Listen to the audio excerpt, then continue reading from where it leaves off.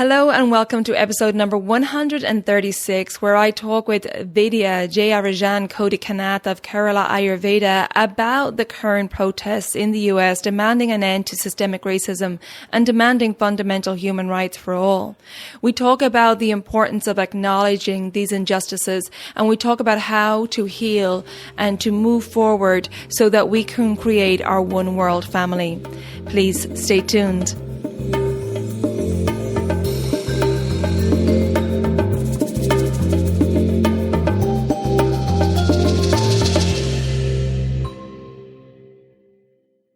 Hello and welcome to Elements of Ayurveda, Empowering Wisdom of Life.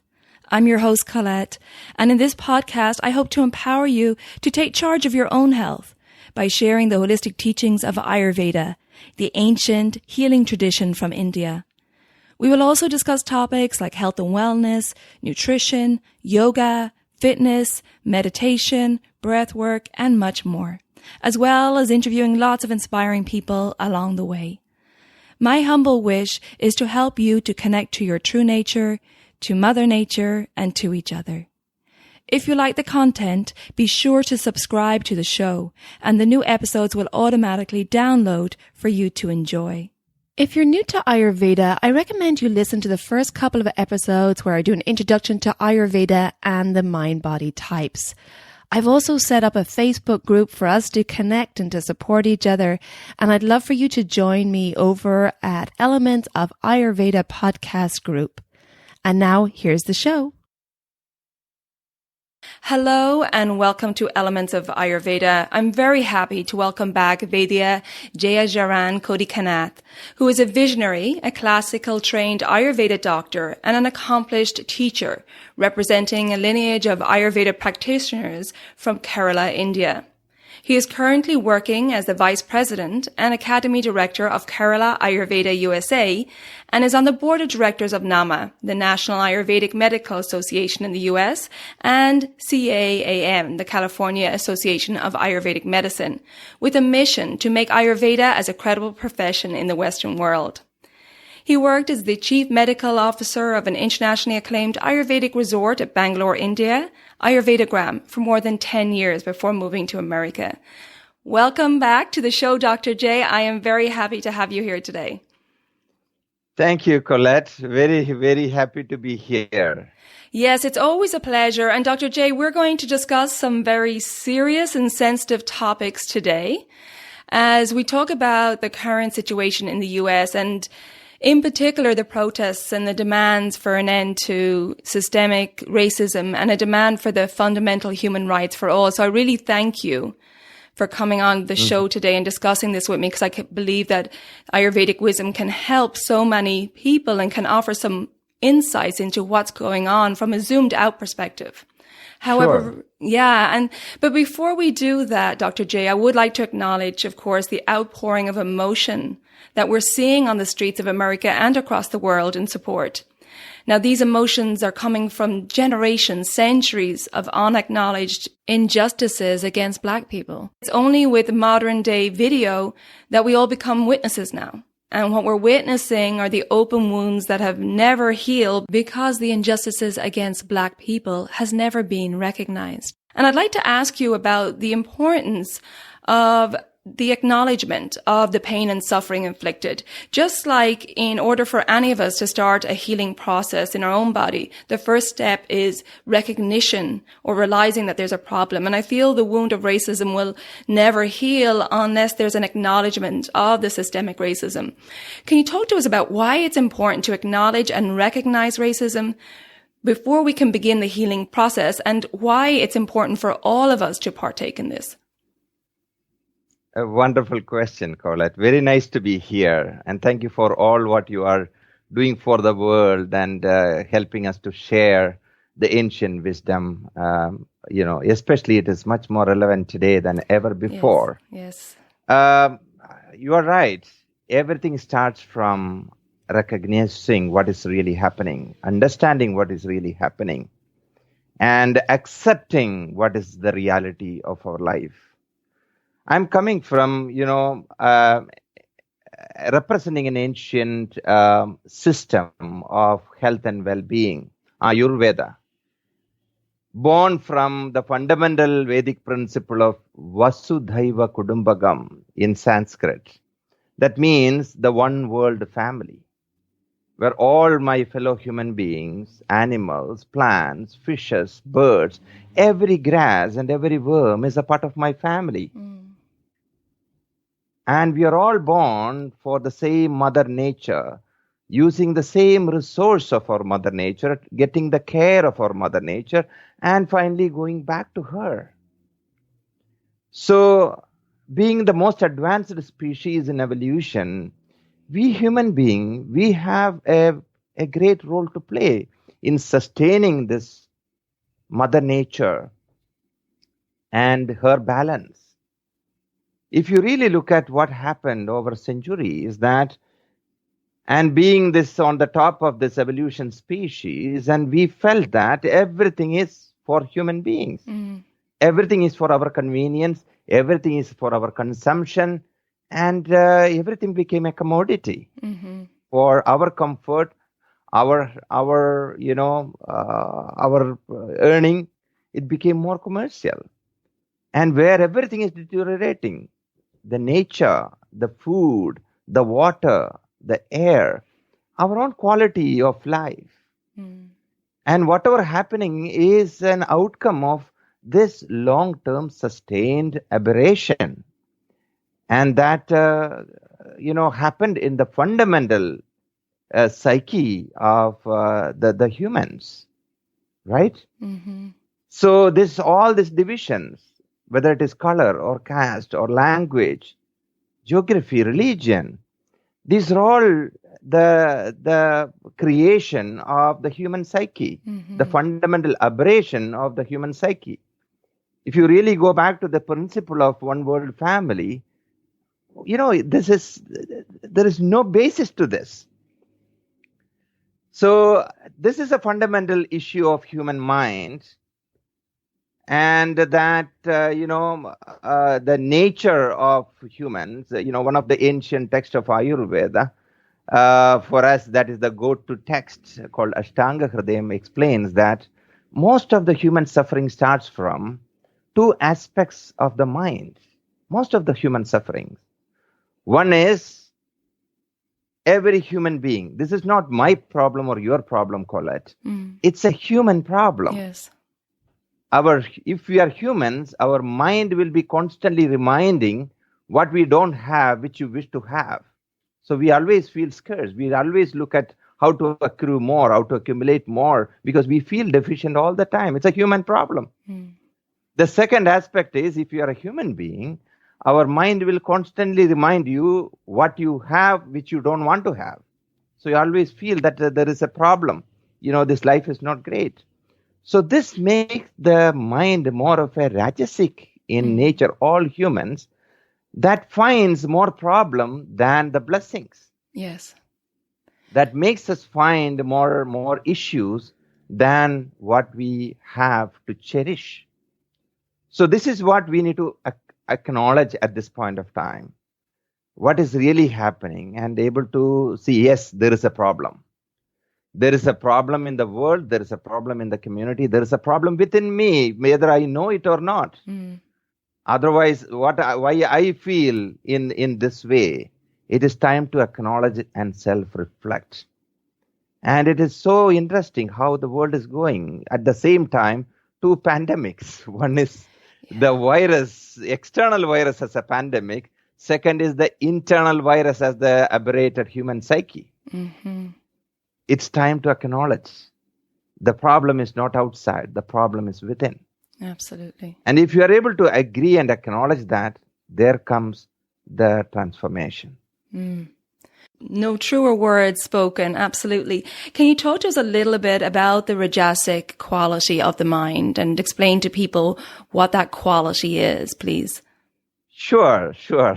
The ancient Ayurvedic wisdom explains that the entire, cosmos carry two fundamental, qualities. One is the purity, clarity, ability to see things as is. There comes more transparency, compassion, inclusiveness. That is called sattva. The balance, the harmony, the purity, and the clarity. That's what we need to nurture. That's what we need to enhance in our internal world and external world. Whereas there are two other qualities. Those qualities can go out of balance. The first quality, sattva, what I mentioned, it will never go out of balance. It's always positive. Whereas the rajas, what I mentioned, is the quality that stands for extreme activity and extreme intensity. If you really look at what is happening in this world, is that the rajasic tinge, the extreme intensity and the extreme activity that creates stress in mind-body system, that depletes you. The depleted you is more hypersensitive, you are more vulnerable, you are more delicate, not able to withstand any blow. You are not able to stay strong with any stimulus. So that makes you extremely intense and active and creates negativity. There is one more quality, Colette, the third one, that is called tamas. Tamas stands for darkness. Tamas stands for the dullness, heaviness, and lethargy. Not able to see things in the right way. You are numb. You are heavy. You are dull. Even while wrong things are happening, you are not telling anything. You just silently keep quiet. That is not considered as sattva. Sattva is able to the courage to stand with the right principle, right? So both the rajas and tamas are gripping the world, and that is a part of the overall imbalance. What is happening? The negativity, the intensity, and the hyperactive movements, the disturbances. So the real healing process will be how we can move from that intense movement and intensity of rajas to more sattva of purity. How we can go for the extreme dullness and heaviness and the darkness into more clarity of the sattva. That will be the journey. Yes. And I definitely want to delve more into that.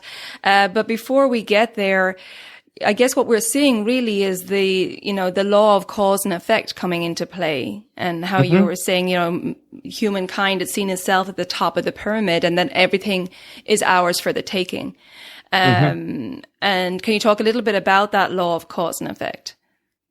Of course. Yes. See, you will reap what you sow, right?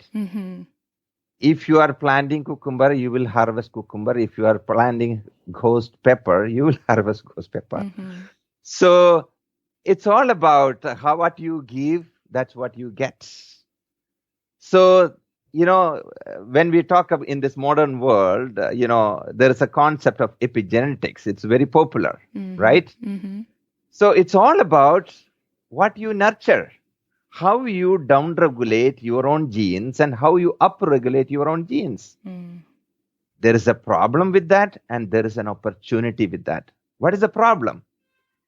If you go through this fear, uncertainty, insecurity, the grief, the sadness, you are creating more negative ripples within your own system where your genes are dancing based on that. What stimulus you are giving, what message you are giving repeatedly, what routine you are doing, what stimulus you are giving, your internal system is changing according to that. It is getting used to that. It was initially when we heard about COVID, everybody was panicking. Now in many geographies, there is more corona, but more people are outside, not panicking. Yeah. You get used to what you are hearing, and it is no more new to you. It is okay for you. So that is an epigenetic aberration, according to me. Whereas what we need to change, in the whole Ayurvedic healing, the whole Ayurvedic approach is using this concept of epigenetics in our life in a much positive way. You try to sleep early and you get used to that sleep, then your genes will regulate in a way that when it is 10 o'clock, you feel like sleeping. So you already regulated yourself. by giving the right thoughts, by giving the right suggestions, by showing the right, information, by reminding yourself what need to be done in a positive way, can change your genes within whole your system, when your whole approach will be different. The right diet and routines, the right process. It is time for us to spend a little bit of time with ourselves, looking within us and giving some positive suggestions, the positive affirmations, the self-inspiration and motivation. And this is important. The distress going around, the whole, as if, it's too intense. If you really look at it, look at any media, it is too, intense. Are we real human beings, right? Are we real human beings not able to understand? We are questioning our own existence. We are creating our own depletion. We are creating fear ourselves, grief ourselves, and all these uncertainties and insecurities. This is a temporary life, right? Absolutely. We don't know when we are going to go with a problem or without a problem. We are not born together. We born in separate time and going back to the nature separate time. And if you are really starving, will you look at which religion that person is giving you food, or which color, which language? Doesn't matter. Food is food. Water is water. Our fundamental requirement and fundamental nature is the same. And we cannot change anything what we have done yesterday. We cannot go back in time, unfortunately. If we have done something wrong, knowingly or unknowingly, it's time to reconcile. And it is really time to help our genes to turn to a positive side through our own thoughts, our own routines, and the way every one of us manage our life. Absolutely. And you mentioned there epigenetics, and I wanted to ask you the role that epigenetics plays in carrying on this trauma through generations. And I was just listening to a video of yours earlier. You're talking about grief, and you were saying that how grief will stay with us until we reconcile it with it and accept it as truth, and that grief will continue when we don't accept the reality. And, I'd like for you to talk about how epigenetics plays a role in carrying on trauma through the generations, and what's the Ayurvedic perspective of that? Can we carry on trauma? Very good question, Colette. Yes, it's again coming back to our fundamental nature, the fundamental nature of our mind. When you go through certain experience, that experience will become real for you. Then you see the whole world with that experience unless and until you shift from that experience. For example, if you have gone through some trauma in your childhood, for some time, then you feel that is the world, and you look at the world the same way as you continue your journey. Every incident, every individual, every news, everything you are seeing with this frame. You are seeing with this particular image. You are looking through that experience. So that is why, there are people, some incident must have happened in early ages and it has gone. Their life is much better. Everything is good. But still that one incident, that trauma will be still haunting them from time to time. One word related to that, one image related to that, one stimulus related to that brings all these emotions again. And sometimes they don't know their behavior is because of they are still carrying this trauma with them. So that is why we always say that it became a part of your nature. Then if you want to shift from that, you need to reconcile that trauma. You need to reconcile that and transform into your real self. And for that, you need to recognize that this is not my real self. Yeah. It's not easy. You may need help of, some Ayurvedic Vaidyas, professionals to guide you through this. In my life, I help a lot of people. So the traumas can change your life, but once you are able to recognize that, hey, this trauma is still coming back to me, this is still bothering me, and then reconciling that, and it is very deep sometimes. It can percolate into our tissue systems, our deep inner awareness. So changing that will change the life. Cleansing that will cleanse the life. Right. And if we don't cleanse it, then we could pass it on to our children. Is that correct? Can it be passed on to the tissues? Yeah. See, what we can share only what we have, right, Colette? Yeah. If you have almonds, you can give me almonds. If you have peanuts, you can give me peanuts. If you have anxiety, you can give me your anxiety. We can share only what we have. So what happens is, a mother who has gone through these kind of incidents, these kind of images, this kind of childhood trauma, being in a particular family of color, or in a particular family of language, or in a particular family of caste or religion, they felt this issue in their life. I am suppressed. I am not allowed to talk. I am not able to do this. I am not selected for higher job. I will not be able to stand in front of people because I am seen low, and I am low. And a mother lived in that situation, automatically, when she has a child, naturally she shares what she has. Right. She feels that, boy, you should look for a small job because you will not. It is getting passed on. And then it became normal that I am in this way. I can only do this. I can only learn up to this. I can only live up to this. This is creating a fundamental aberration through generations. Yeah. The earlier we recognize, it is not only individual. This responsibility. We need to take up this as a responsibility at all levels. That could be the individual level, the community level, the governmental level, and the global level. Absolutely. To see everything and everybody as one family and able to transform the human lives. It is high time to follow the Vedic principles. Yes. For the whole world. Yes. And this is the issue. We're not seeing the one world family.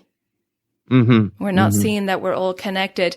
And, as you said earlier, we each need to play a part in this healing, and we must each start with ourselves, with self-reflection.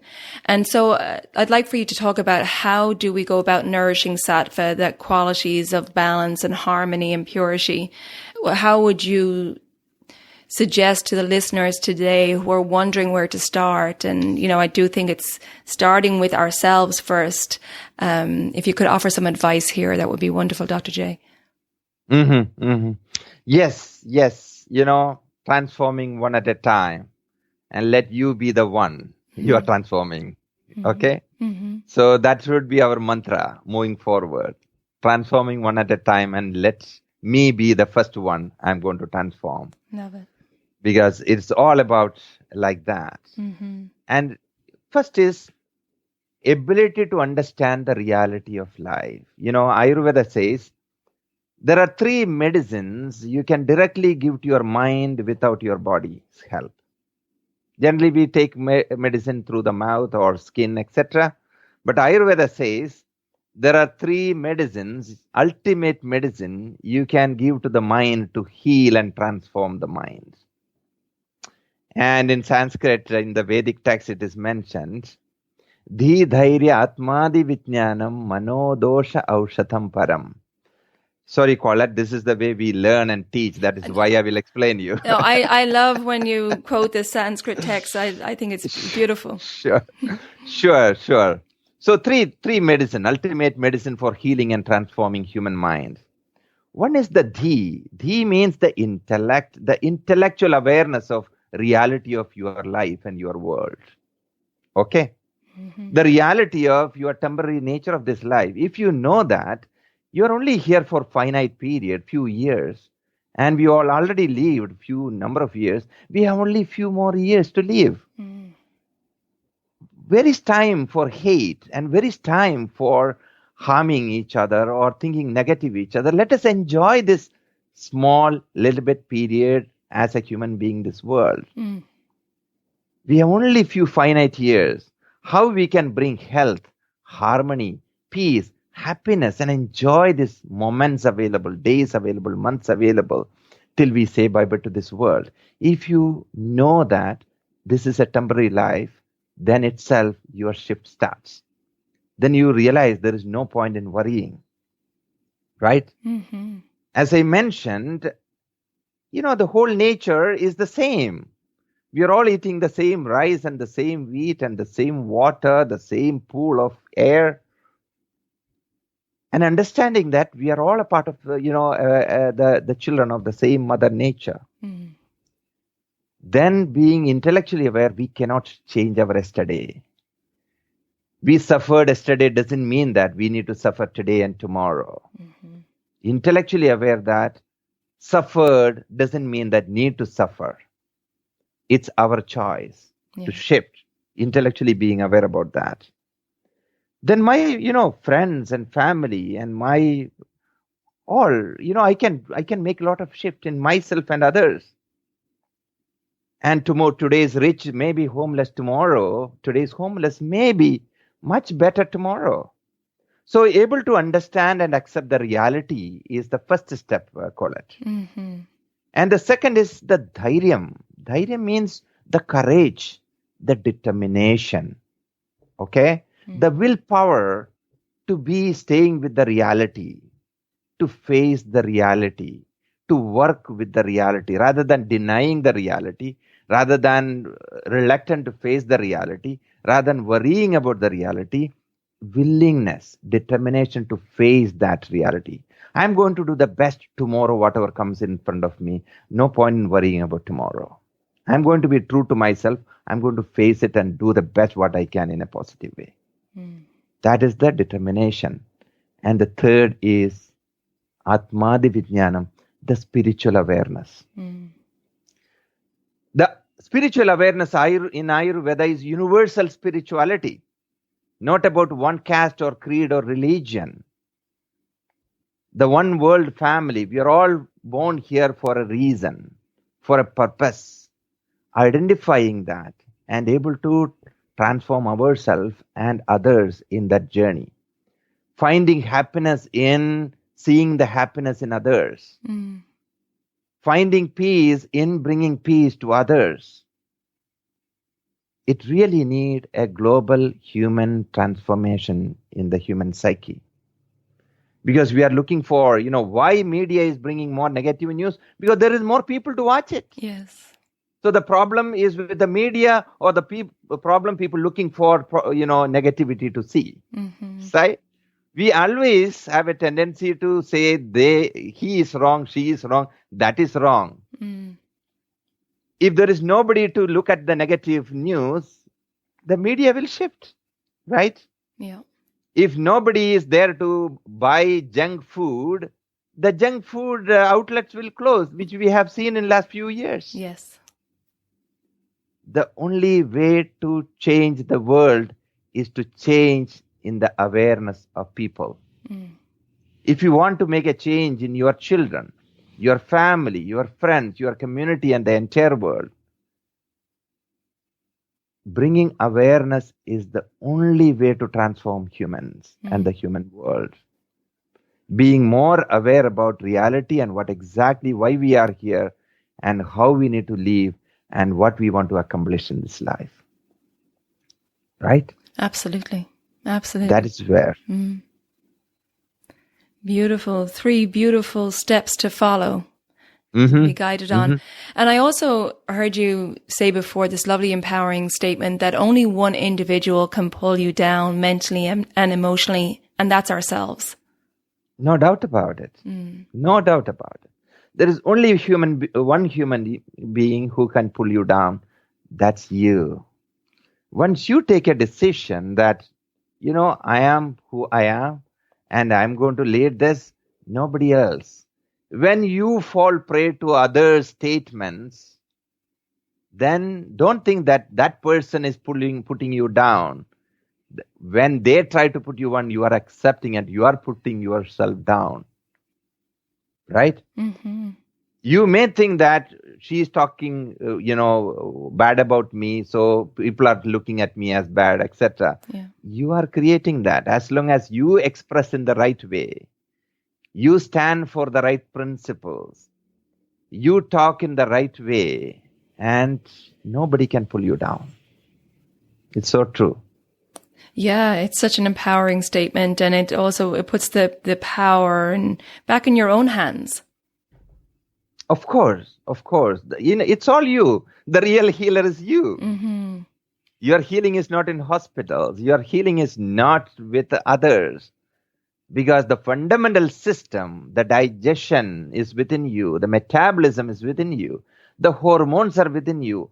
The immune system is within you. The mind is within you. The whole healing mechanisms and tools are with you and within you. Then why you need to look others to transform you, to heal you? Absolutely. Right? And the wonderful thing is that Ayurveda gives us the steps for this self-study, for this self-realization, this transformation.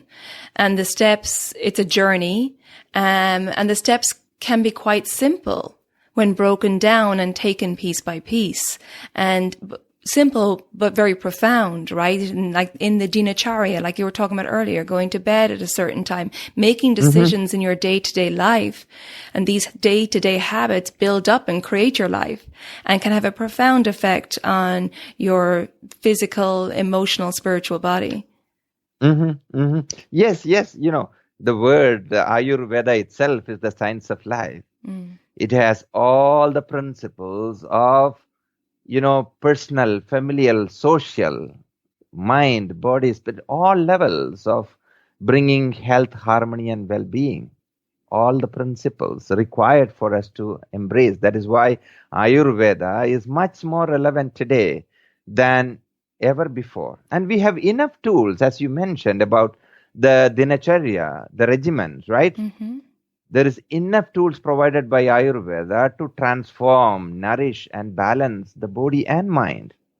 There are day-to-day tools. If you want, I can list some of the things what Please. Everybody can do at this point of time for self-transformation. Please. Bodily, physiologically, psychologically, how you can heal and transform. What are the tools available?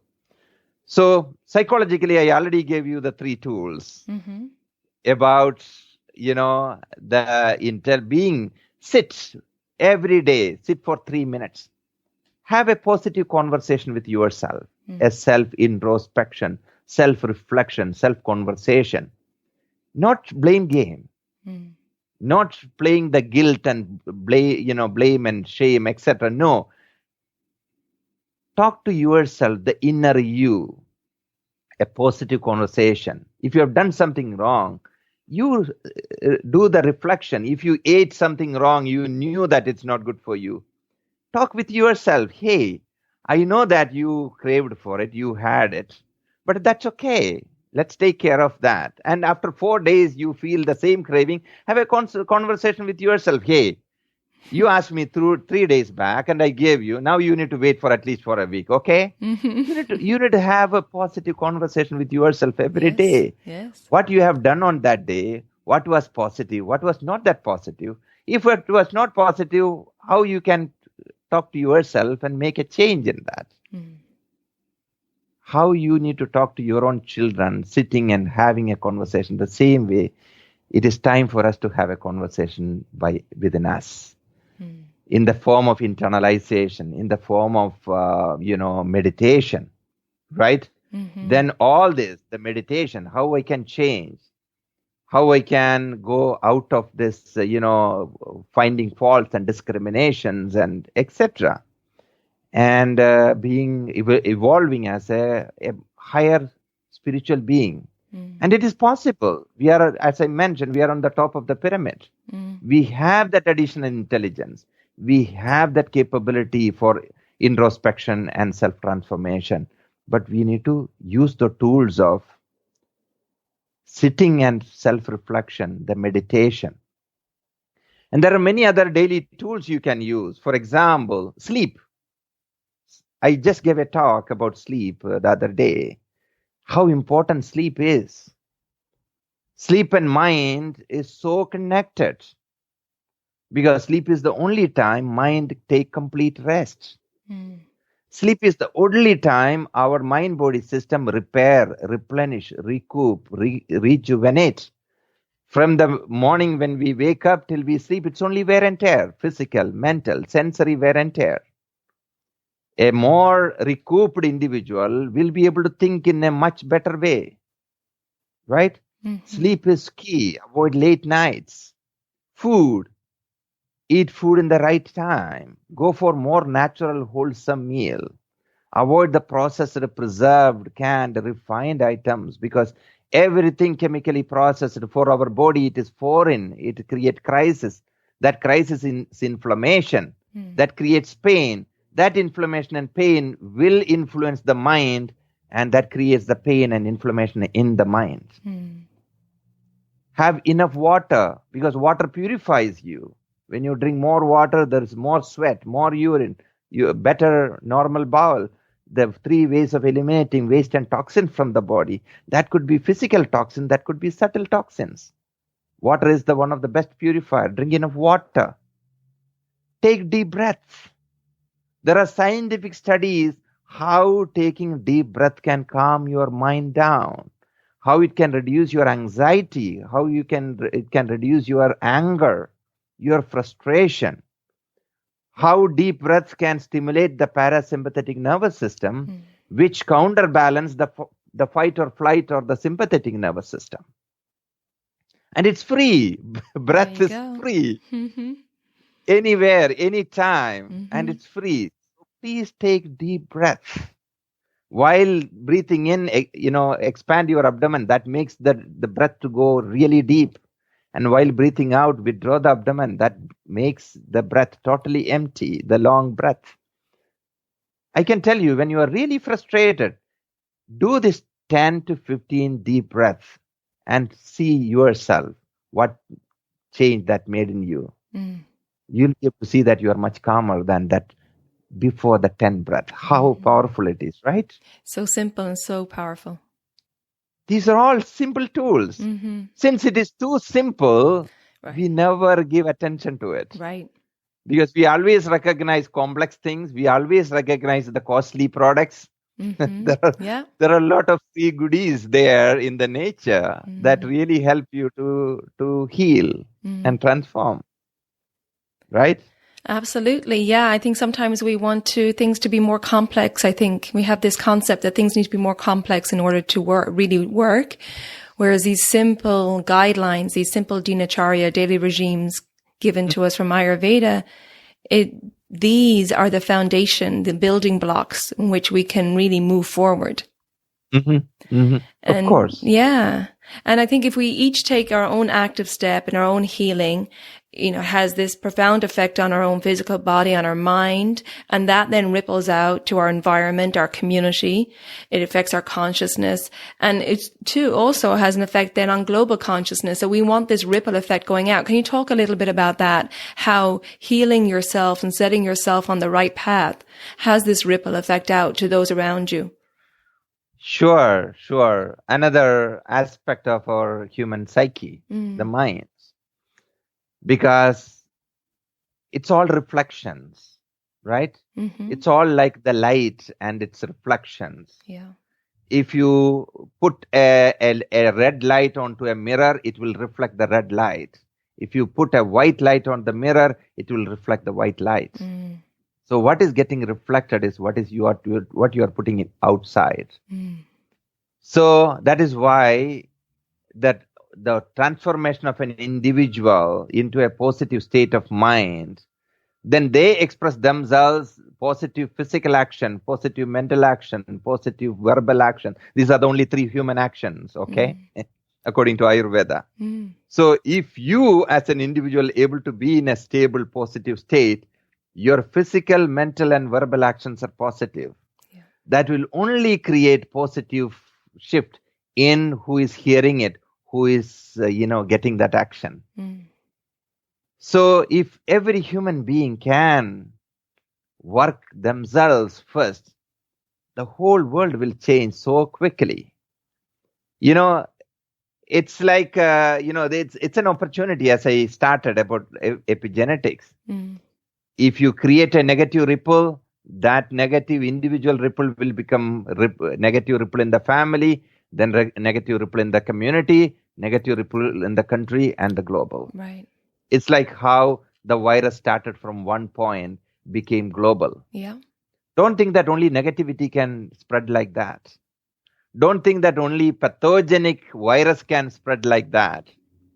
Even positivity can spread like that. Mm-hmm. Love is contagious. Mm-hmm. Laughter is contagious. Compassion is contagious, provided we are able to nurture that. We are able to understand that. We need to start from ourselves. That need to percolate into our family. That need to percolate in our expression in the community. And that should get percolated into the whole world, step by step. Beautiful. And if we can initiate that in different parts of the world, accomplishment of that universal peace and harmony, love, compassion will be much easier. Sharing Ayurveda across the world and really understanding the principles of Ayurveda is the tool for human transformation. Yes, absolutely, because it covers every aspect of our lives. Every aspect. Mm.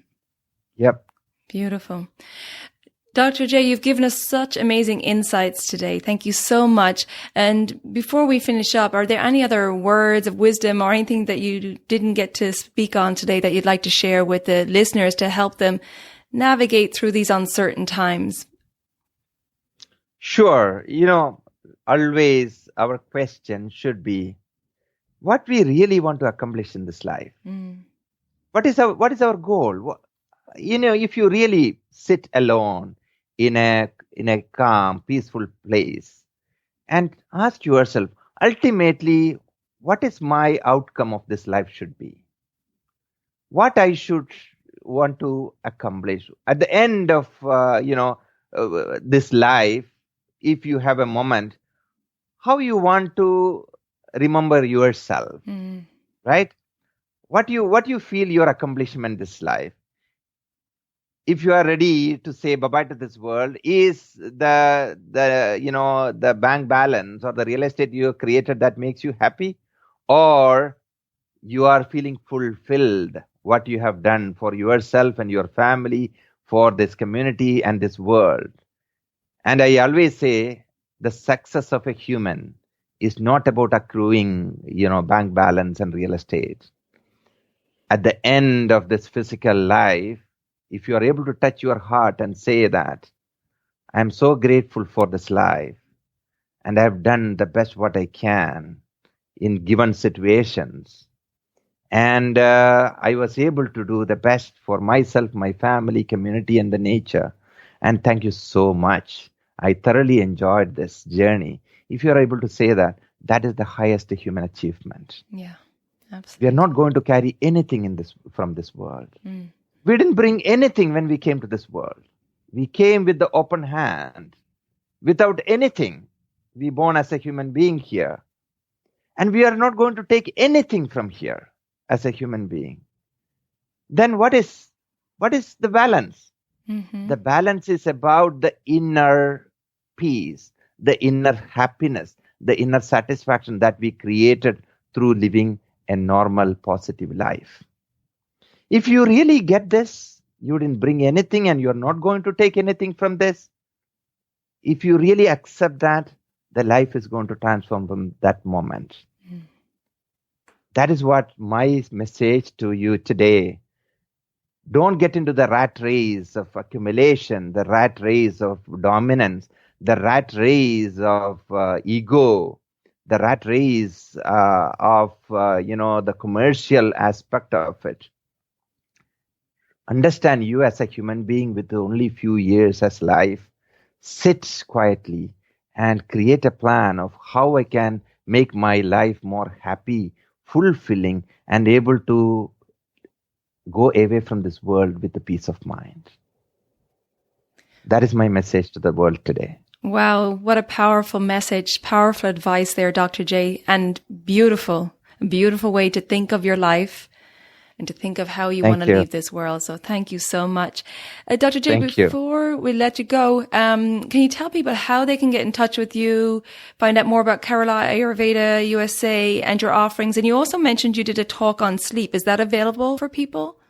Yes. It's on we have a Facebook group, a Facebook page called Kerala Ayurveda Academy and Wellness Center. So all these teachings and our classes and talks will be there on that. Today I'm giving another webinar in another 2 hours on the Ayurvedic formulations, the ancient Vedic formulation and how to use that. There are certain powerful herbs and formulation for mind and body transformation. So, and to reach it to us, our website is keralaayurveda.us, KeralaAyurveda.us. All the information will be there. And anybody want to reach out to us for our academy, we run professional education in Ayurveda, including Ayurvedic doctor program. We do conduct many Ayurvedic workshops. We have a great wellness center where we provide all Ayurvedic services, and we have high quality, traditional, pure herbal Ayurvedic herbs and formulations. So this website can take you there, or call us at 888-275-9103. So then you will have extension to reach academy or wellness center or products. So 888-275-9103. Wonderful. And you're in the Bay Area. We are here in Milpitas, California, the San Francisco Bay Area, and 691 South Milpitas Boulevard, Milpitas, California. Wonderful. That is where we are. Our main location is. We really, I'm coming from, the root place of Ayurveda, Kerala in India, and I'm representing a lineage of Ayurvedic practitioners. And we really feel this science, this knowledge can really help every individual and the community. And we want to share this with the world. That is our passion. And Colette, I really want to appreciate you for creating this platform, creating this opportunity for people like us who really want to support the mankind and want to be a part of the positive transformation, and giving us this opportunity, this voice, and this platform for us to express. And I'm really grateful to you for that. Thank you. It's absolutely my pleasure. And I'm always honored to have you on the show. And it's always so beautiful to have your energy here. It's infectious. I can feel your passion. All the listeners can feel your passion for this wonderful science of Ayurveda. And I truly appreciate you for coming on today and talking about the subject. And I think these words of wisdom can really help people reflect on the bigger picture of things here and how they can start their own journey to healing and how it can affect the world. Yes, thank you. Self-transformation is the global transformation. Voila, exactly. Because global health is, global consciousness is a collective consciousness of all of us individuals. That's beautiful. Thank you. Namaste, Colette. Namaste. Thank you, everyone. Thank you. I hope you enjoyed that conversation with Dr. J. Some really great wisdom there to help us through these uncertain times. And please tell us what you think over at the Elements of Ayurveda podcast Facebook group. All the links that Dr. J mentioned you'll find in the show notes. And if you think this episode will be helpful to any family or friends, please share it with them. For information on my services, you can click on the link in the show notes or visit elementshealingandwellbeing.com. Thank you so much for tuning in. If you haven't already done so, please subscribe and rate and review the podcast wherever you listen to your podcasts. Take good care of yourself, be well, and ciao for now.